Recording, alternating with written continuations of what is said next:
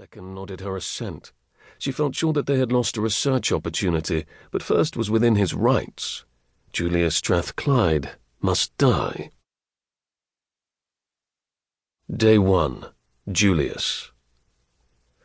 It was one of those moments when you desperately try to take in every detail of your surroundings because you are trying to avoid one aspect of it.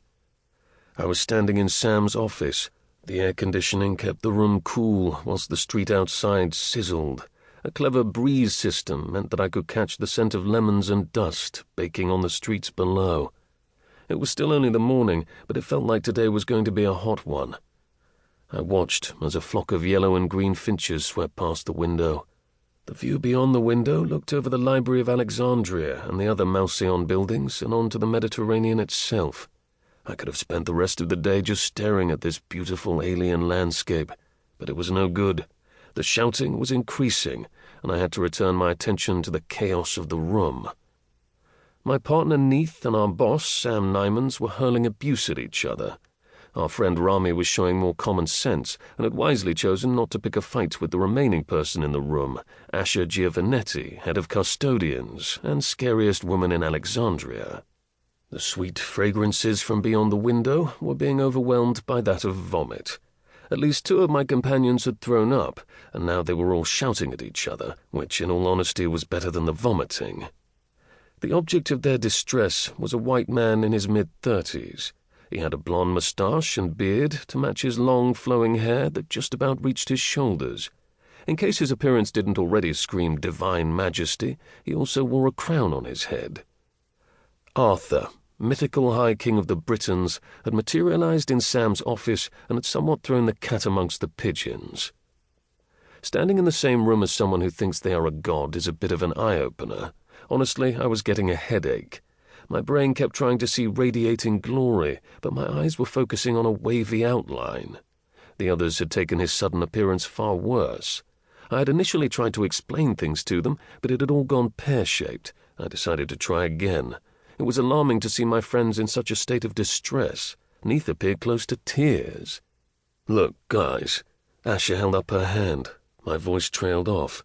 "Enough, Julius," she snapped, causing me to wince. "If you can't keep your hysterical ravings to yourself, I will call for custodians to remove you." Hysterical ravings? Well, yes, the situation was extreme. I mean, a man had literally appeared out of thin air in front of us.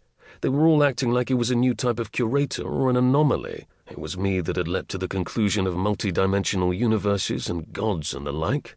This had caused even more distress to the team than Arthur's actual appearance. I was angry with Asha, but I had to concede that when it came to weird shit, they were way ahead of me. They had built a quantum stepper, after all, creating a bridge between my world and theirs. What did I have? Folklore and storybooks. The answer was bound to be some clever scientific explanation. I just liked my version better because I understood it. Mind you, last year quantum physics had also been beyond my understanding, and yet I had been relying on it for the past few months. While we all stood and shouted at each other, Arthur leant against the wall and watched us with a puzzled smile. With a wave of his hand, the others fell silent. This didn't strike me as a positive development.